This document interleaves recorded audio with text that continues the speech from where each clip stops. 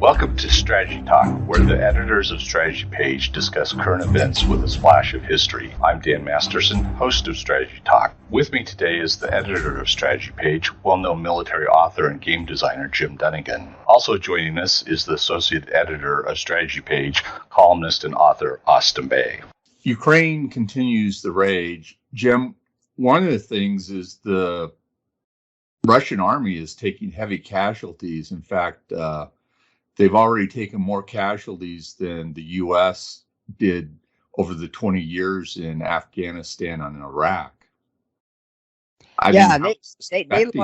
They lost 15,000 people in Iraq during those 11 years, or 7 years, I believe, before they left.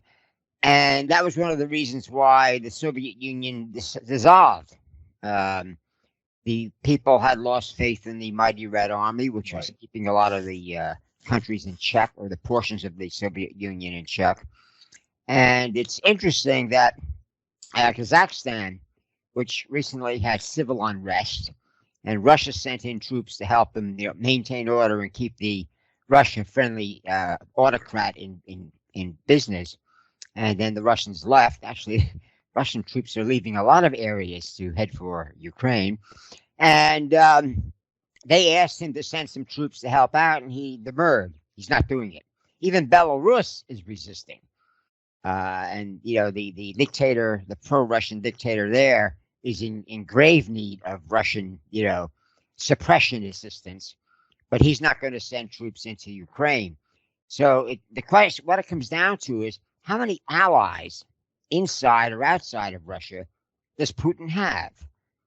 He's got to be worried about that right now, because it's basically a case of the irresistible force meeting the immovable object.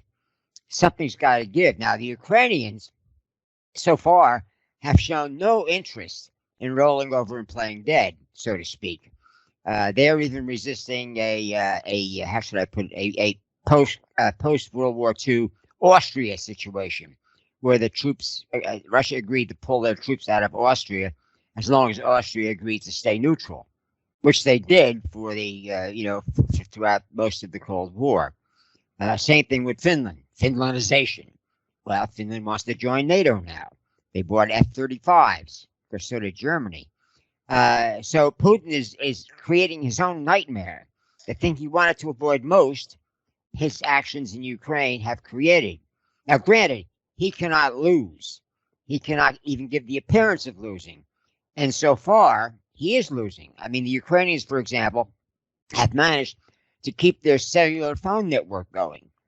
Now, even the Russians, if they want to, communicate with each other, which they have a hard time doing with the radios they have. I mean, we've written about some of the new radio technology they've developed, but they haven't been able to manufacture it and distribute it to the troops. So I don't know if they're bringing in the few new radios they might have. But they're basically fighting how should I put it? They're fighting a popular resistance that is better equipped, better armed, and has better communications than the invaders do. That's a fairly unique situation. One of the things that I think was suggested was bring in our Syrian mercenaries who are currently deployed in Syria and Libya. But one thing, I think the news reports are leaving out is these guys are very brittle. If you want them to just torment civilians who don't shoot back or don't shoot back much, yeah, they're pretty effective. But the minute they start taking casualties, they start quitting. I mean, they're mercenaries. They have no obligation. They leave, they don't get paid. In fact, some of them for a while, they were still there and they weren't getting paid because their intermediaries, their bosses, were pocketing a lot of the payroll. An old problem in the Middle East.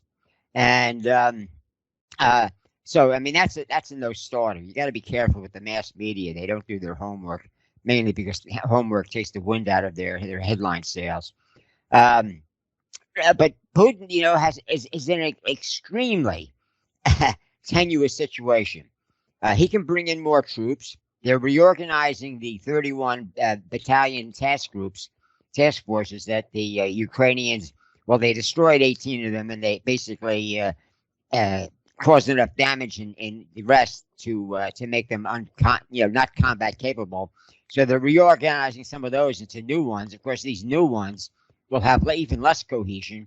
They're having second thoughts about sending conscripts in with combat units because these guys get the word from the Ukrainians: surrender, we'll take care of you. What by taking care of you means we're not just going to turn you over to Mother Russia after this is all over. And in fact, they had a press event, which of course somebody said was against the Geneva Convention. Well, I don't know if the Geneva Convention mentioned these guys volunteered for this. And they all got up there and said, we were fooled. We're not supposed to be in combat. The Ukrainians are treating us better than Russia did, et cetera, et cetera. Really damaging stuff. And that's leaking into Russia. He's got a total lockdown on the mass media. But again, the cell phones. He hasn't been able to, how should I put it, put a lid on that. China has the same problem. In other words, they can slow the news down, but unlike in the pre-internet cell phone era, they can't stop it. It just gets through more slowly. And when it does get through, people realize this is old news already, and it's probably only getting worse. So it's going to be interesting. The more he keeps pushing and shelling and basically trying to terrorize civilians, which is what they did in Syria, to basically drive the Sunni Arabs, the pro-rebel civilians, out of the country, which they did. They ended up sending about 20% of the population out of Syria, changing the ethnic mix, but the Syrian Sunnis are still a majority. They're just not as big a majority. And Assad still hasn't got control of the entire country between the Kurds in the northeast and the ISIL is still active. And of course, you got Idlib province, the last, holdout, as it were, where they were sending all the people who agreed to surrender instead of fighting to the death. So you got a lot of, you got nearly 1 million rebels, armed rebels, and hardcore civilian supporters, trapped in Idlib province. And basically, Assad is depending upon Russia to keep doing what they do best, bomb, people who can't shoot back, and, hope to basically push them into Turkey or towards Turkey, who has reinforced the border and with everybody's got orders to shoot on sight. Nobody gets past alive. So, he's basically mixed up in a lot of no-win situations with no, how should I put it, end game, as they say. And, this is a trap of his own making. So it's going to be interesting to see exactly how it pays out and how many of his victims die in the process. Austin, what's your take on all of this?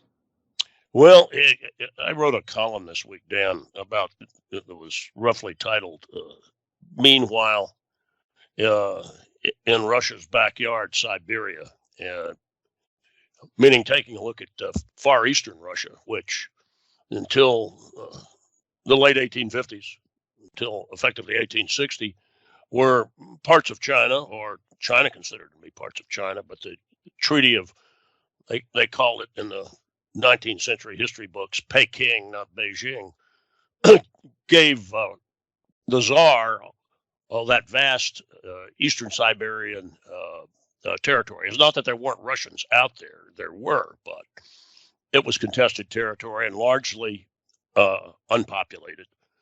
And it's still largely unpopulated. But China, even in its, as it was collapsing in the first 25 years of the 20th century, there were Chinese demanding having Russia return the ill-gotten gains from 1860, and the Bolsheviks, the communists, even acknowledged that Treaty of 1860 was what they called predatory.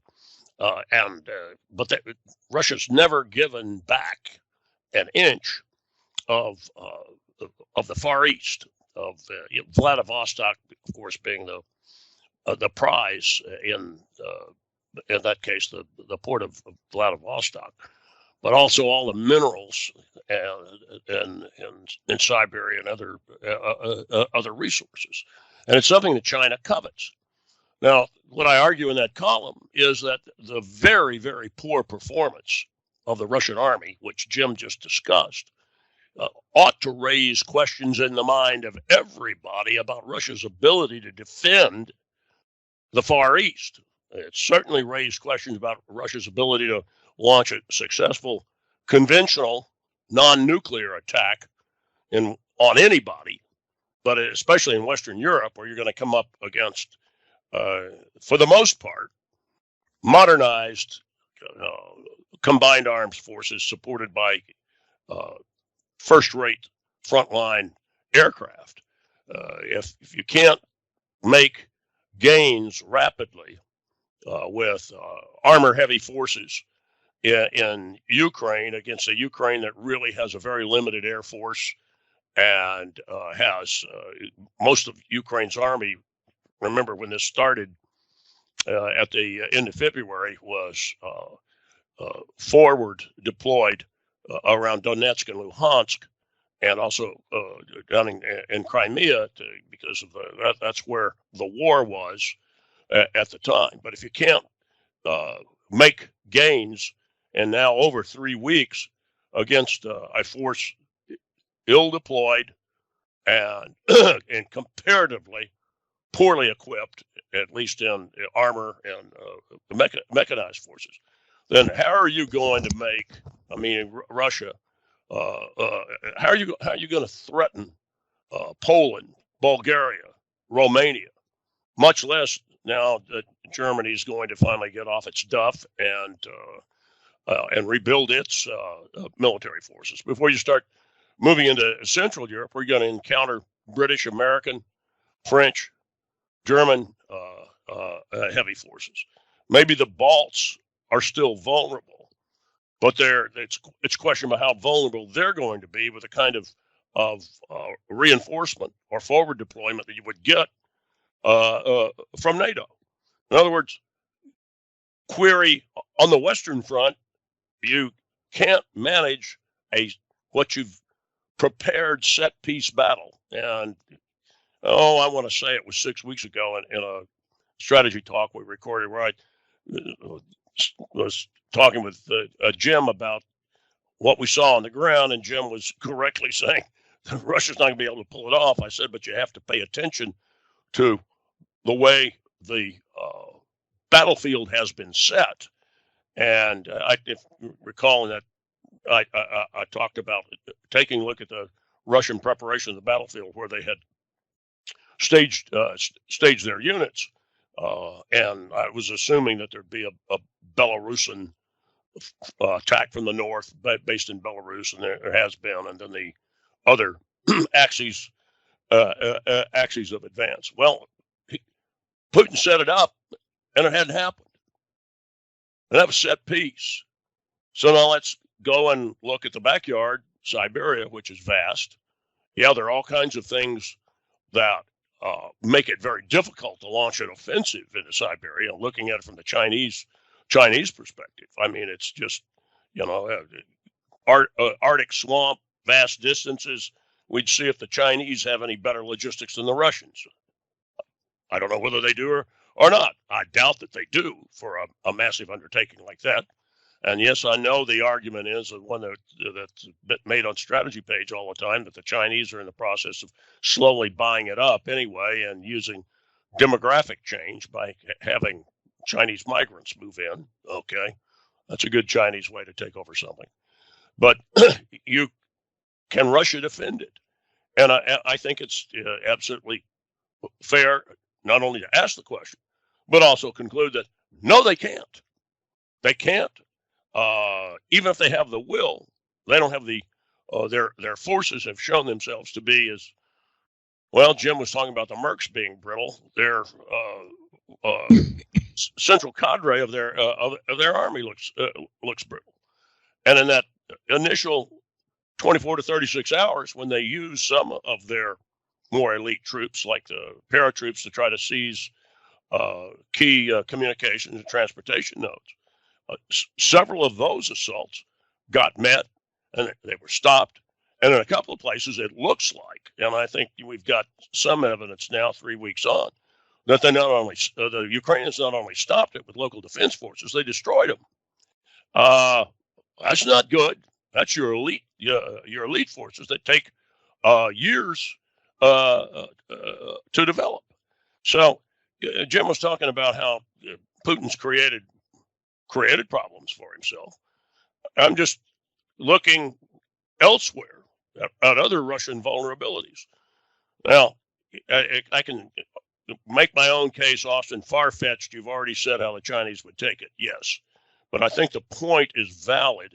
And if there are other strategic weaknesses that are exposed, Jim mentioned one of them, the home front, the developing anti-Putin sentiments that probably, they're not developing, they were already there, but it's, the cell phones are letting it out. You're seeing fathers and mothers going to jail of conscripts that said, you're not supposed to send my boy outside the boundaries of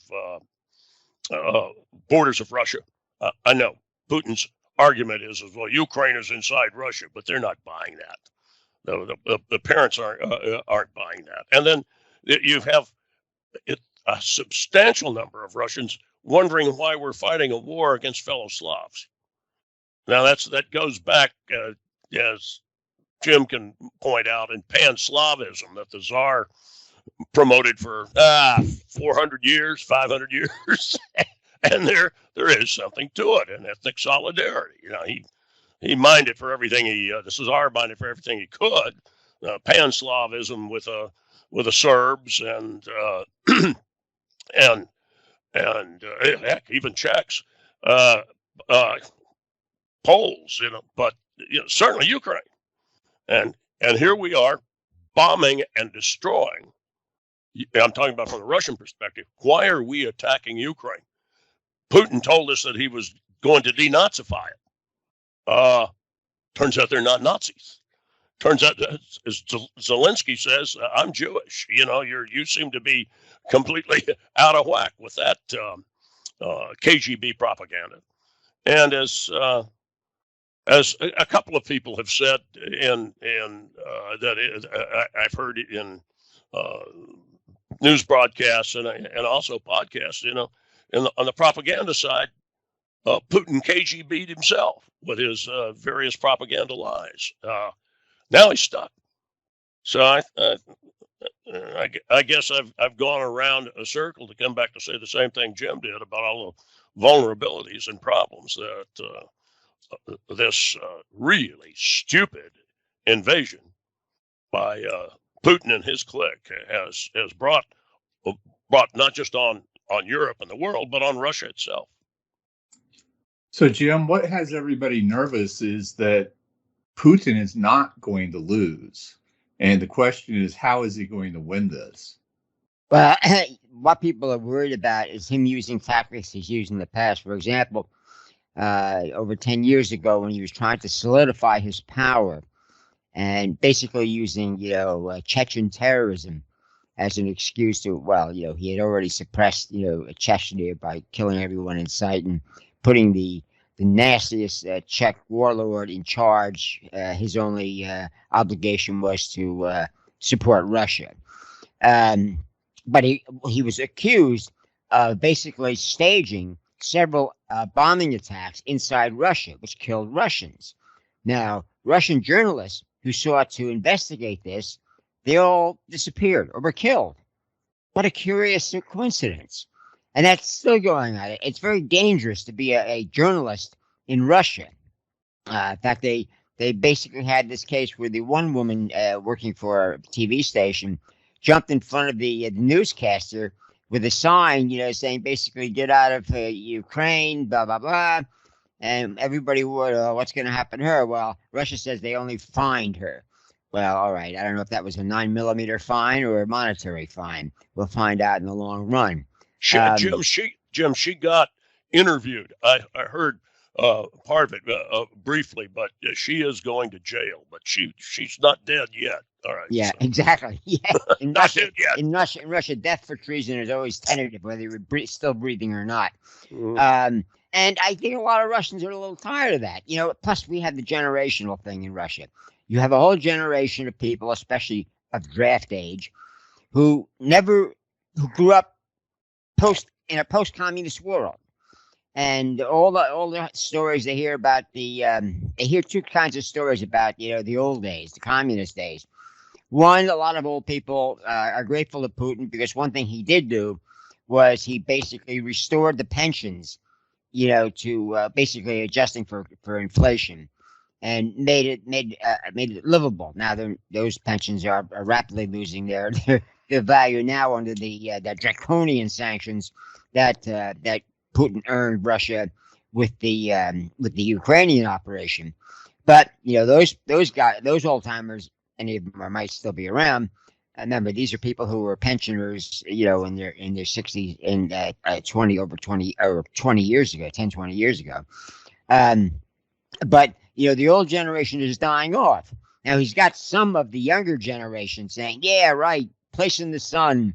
Russia should, be an empire, mighty once more."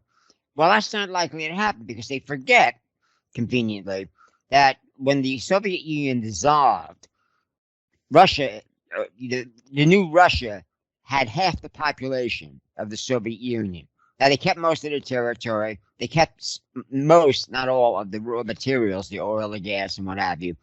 But basically, they took a huge hit. And of course, the economy went into a tailspin, which it didn't recover from until the late 90s, early aughts. Once that got going, Putin decided, well, I need an external enemy to keep Russians in line. I mean, that's my take on it. Classic, strongman response to internal opposition. And he invaded Georgia. And that's where he developed a lot of the tactics which he's using now. He's sending several of these battalion task groups, which is an idea which really goes back to World War II.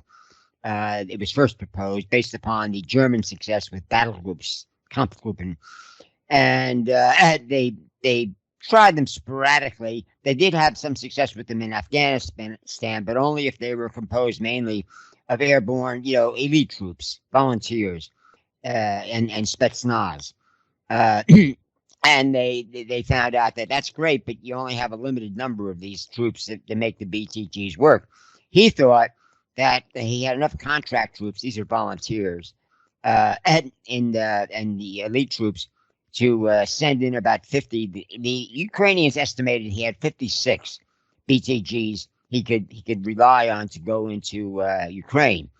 Now, over half of those were basically put out of action by day 15. They captured the original plans from a dead officer. And it basically said, by the 15th, we must occupy Kiev and have a new pro-Russian government, puppet government, as the saying goes, in power, and basically taking the wind out of any local opposition. So he knew there was going to be opposition, even if he was saying otherwise. He didn't realize how strong it was. Now, he should have known better. Because after the 2014 invasion, the Crimea operation was a coup more than anything else, because the Russians already had basing rights before they decided to take it over, and they basically had a lot of troops. They basically co-opted, bribed a lot of the the Ukrainian troops there, and so that was basically boom, a fait accompli. But in the Donbass, there's two provinces in eastern Russia, eastern Ukraine, which have a largely ethnic Russian. They were brought in by Stalin, during the 30s to add to the workforce. And Don Basin, what used to be a big powerhouse for coal mining and what have you. But most of those people turned out to be pro-Ukraine. They didn't want to be part of Russia. And that's costing them several $1 billion a year.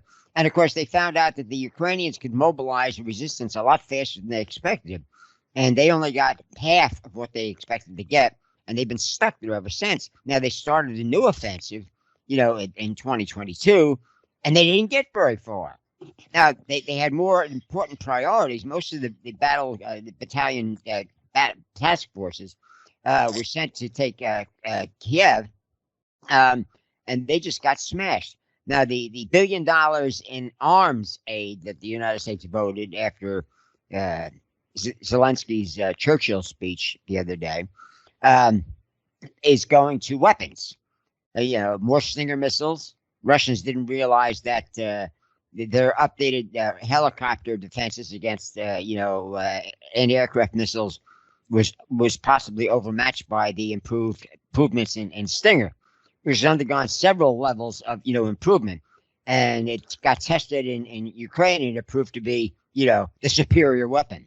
And of course, you got the Javelin, or Saint Javelin, as everybody calls it.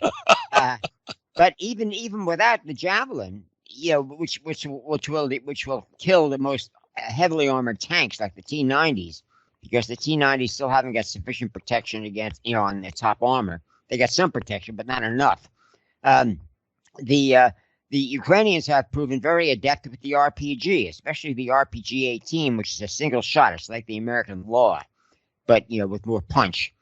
And there have been videos coming out, showing a guy setting up one of these RPG. I don't know if it was an RPG-18 or a reloadable RPG, but bam, he hit the driver's compartment on a truck, and there was video, UAV video overhead showing it careening into a dish. Now I don't know if everybody got killed, but that was a mobility kill, as it were, for that weapon. They are especially effective using these things against fuel transports.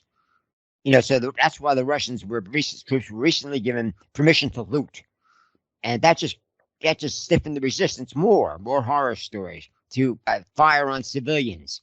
They passed a law allowing for mass burials in combat zones. That allowed them to delay the parents of conscripts finding out that little Ivan had died in Ukraine.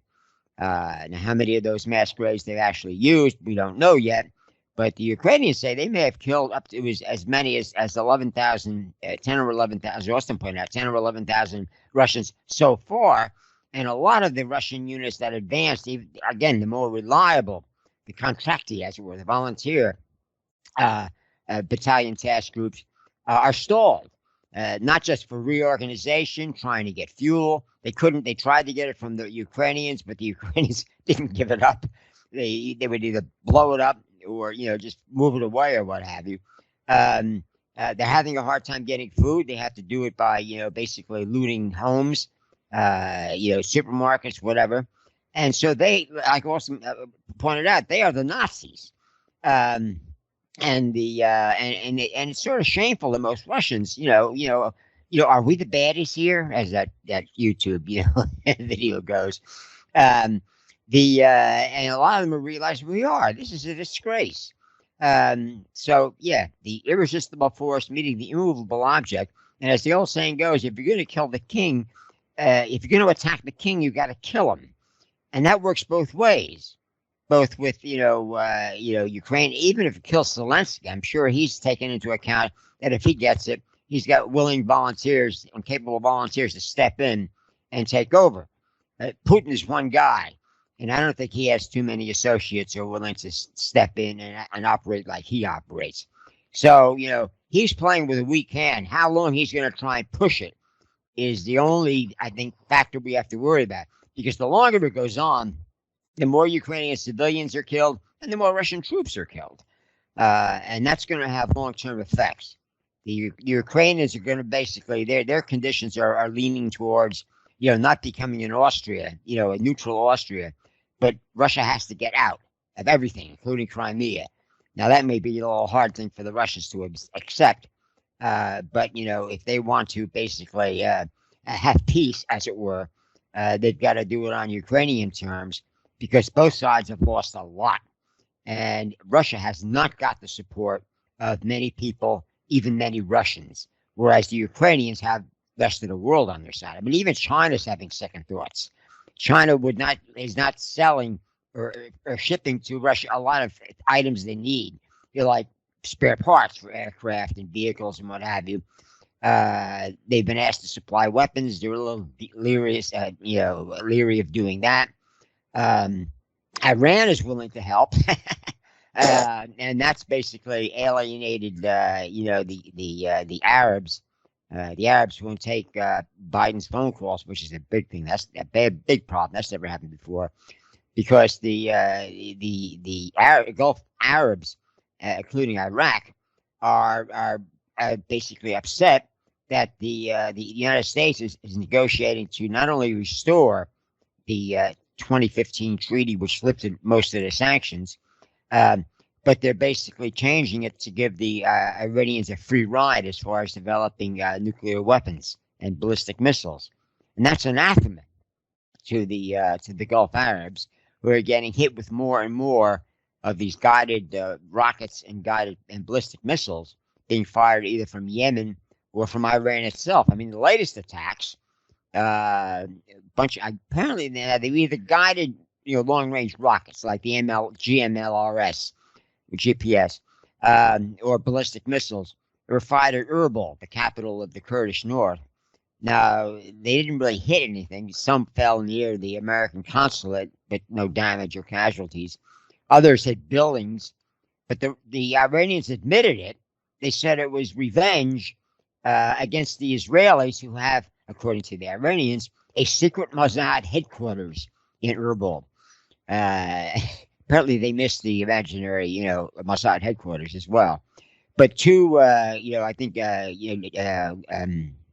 IRGC colonels were killed in Syria recently in an Israeli airstrike. So as the old song goes, the Russians can't get no satisfaction, and they're not likely to get any from anybody else. Now they're succeeding in selling some oil, but they have to be willing to take payment in yuan or some other currency. They can't get it in dollars. And so they're basically selling at a huge discount, 20 or more %. And they can only move a certain amount of that. Same thing with the Russians.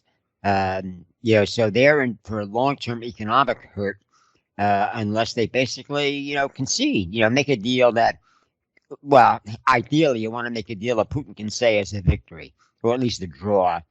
But it's basically going to be a loss in Ukraine. A loss for everyone, of course. That's how these wars usually work. Yeah, definitely a loss for everyone. It'll be years before Ukraine recovers from what happens, no matter what the end is. Austin, well, what's your take on what's going to happen here towards the end? Well, Jim started speculating about war termination. I didn't say peace creation, but war termination. And what are some of the diplomatic and political? What's it going to look like once the shooting stops, or at least the big shooting stops? I mean, artillery bombs and the like. Because I still see a lot of small arms and small tactical actions going on in the east and the south, at least as long as the Ukrainians see Russian separatists that are really the lackeys of the Kremlin on the ground. So I'll start with that. I think there's going to be a demand by the Ukrainian people that this charade of Russian secession be stopped. Moscow stops it. If there are Russians that object to being Ukrainian, let them come out and vote and show who they are. And then we'll talk person to person. You see how I'm setting that up, Dan, to try to change the situation, which the East is just exacerbated by the Kremlin using it as a goad to try to create bait Ukraine into a larger war. Crimea, I don't see how that's going to be resolved for a long time. It may be that Russia, the deal is that Russians pull back to where their positions were February 20th, 2022. In other words, let's see, today's the 18th, a month ago. That will Vlad Putin do that and still survive as president, as dictator of Russia? Don't know, but I could see the Ukrainians. I could see the Ukrainians in exchange for stopping the bombardment of their cities, making a deal like that, and then we'll negotiate after that. Now, how do you reach that? Good question. One of the issues that has come up, and of course it was really silly, showing you how, every time Jim brings up, well, we had to help the mainstream media and, the superficial media, as I call them, the so-called no-fly zone. The advocates of that had no idea what a no-fly zone is, what goes into. There have been plenty of answers now that I've seen showing up in the last 10 days, but that really would have been a war between NATO and Russia over Ukraine, really over parts of NATO territory as well, and over Russian territory because of the way that because of the way an air war is fought. But there are all kinds of systems. Stinger, the improved Stinger, has shown its worth. Gee, higher altitude, a longer vertical distance, a longer slant distance, or horizontal distance, improved warhead and sensors, and it's been extremely effective. But it doesn't get above about, what is it, Jim? About 2,000 meters, 2,000 meters, something like that. Yeah, 2 or 3. I'm going to do it in meters. It comes out about 6,000, 5,500, 6,000 feet. But there, as the Ukrainians early on said, get us S-300s. Well, you could have said even get them S-400s, and this went through my mind. I didn't write it, but Turkey's got these S-400s that they bought, that they've put and are keeping in boxes because the U.S. sanctioned them for buying them. Send them to Poland. Give them to Ukrainians. The same thing. 3 or 4 NATO nations have the Russian S-300.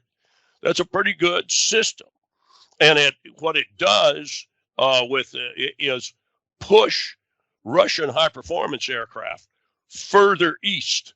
At least it diminishes their ability to operate with comparatively unhindered at higher altitudes. This could have been done 3 weeks ago. It really could, and the fact that the Biden administration hadn't moved on it is just a shame. The other thing is MiG-29s. We've talked about this. I don't know why. I think it's now 26. Originally, I read it was 28 MiG-29s. All right, it's 26 Polish MiG-29s, modernized MiG-29s that Poland's willing to give bilaterally to Ukraine, and Poland can do that. Somehow it got mucked up with the Poles saying we wanted to transfer them to a U.S. base. Why? Poland didn't need to do that. Ukrainians can come over.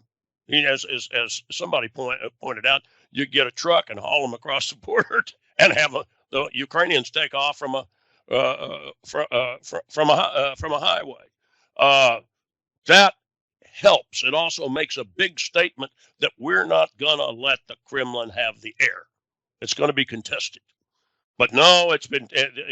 The other thing is that Poland was saying we want to be backfilled with F-16s. Well, Poland's been buying F-16s.